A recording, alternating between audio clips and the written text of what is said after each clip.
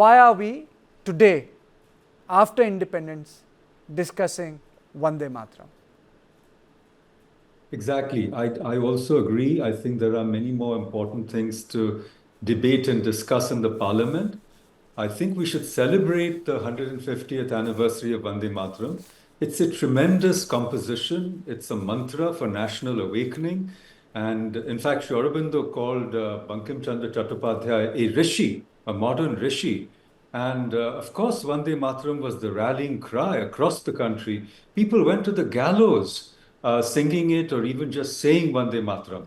Now, to accuse the Congress in 1937 of perfidy, appeasement, I think it's a bit irrelevant, to go back in time, because remember in 1937 they were still trying to get a united India, and if they thought that compromising by not singing the whole anthem, or rather the national song as it came to be called in 1951 in the Constituent Assembly, it would be a compromise. In fact, do you know that even Janagana Mana was objected to? People said that, oh, it's a paean to, King George who was visiting India.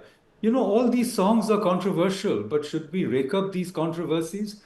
And I might also say that this sort of knee-jerk attack on Jawaharlal Nehru, hasn't it gone too far? I mean, can we keep blaming, earlier regimes and leaders for all our problems? I think we should look forward.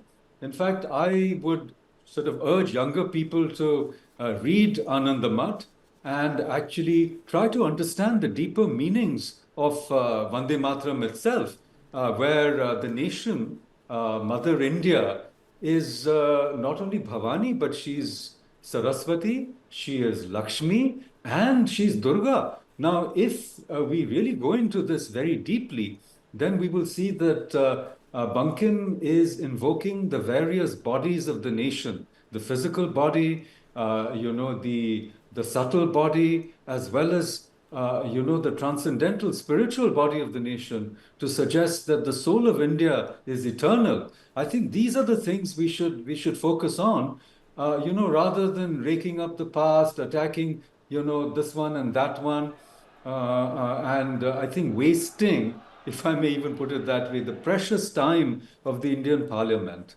Okay. Now, let me quote Rudhanshu Mukherjee, the book he wrote on the history of the national song. Hindol, this is for you. He says, Janagana Man, perhaps because it sprang from the fountainhead of Tagore's piety, had embedded in the idea of destiny controlled by an eternal supreme entity. Every phase of India's history and civilization carried the imprimatur of this divine will. It was possibly in this spirit that Nehru had unforgettably spoken of India's independence as a tryst with destiny. Now, with this, Nehru also, in a letter to B.C. Roy, he argued and he said, from the point of view, again he said, from the point of view of the foreign countries, there is undoubtedly a flaw. Whether Janagan Man is adopted or not, I doubt very much if Vande Mataram could be adopted. As for the words, Vande Mataram contains language which most people do not understand. Certainly, I do not understand. Now, this is what he is writing, so I am quoting it verbatim, trying to contextualize in the text, because I don't have his audio bites in Dole. So my question to you is, are we looking at partition, or are we looking at our national songs and national anthem as an unfinished business? Is it an unfinished business, sir? Well, living in Delhi as I do at the moment, I really think we should be discussing why we cannot breathe because of the air pollution in Delhi. Having said that, and I think that would be really important, I think, and urgent. Having said that, let me also say that this Nehruvian point of view that, well, Vande Mataram was not really adequate and we only play the music, supposedly national anthems, all that is truly bunkum, and this is the problem. This is why Nehru gets critiqued today. You see, think about it, Makranji is sitting in the United States, and the US made the fact that it was the land of the free and the home of the brave as a fundamental idea of their very existence, their strategic thinking, their policy making, their narrative building, their grand narrative and their grand strategy. And why even go to the US? Look at right next door in Indian subcontinent.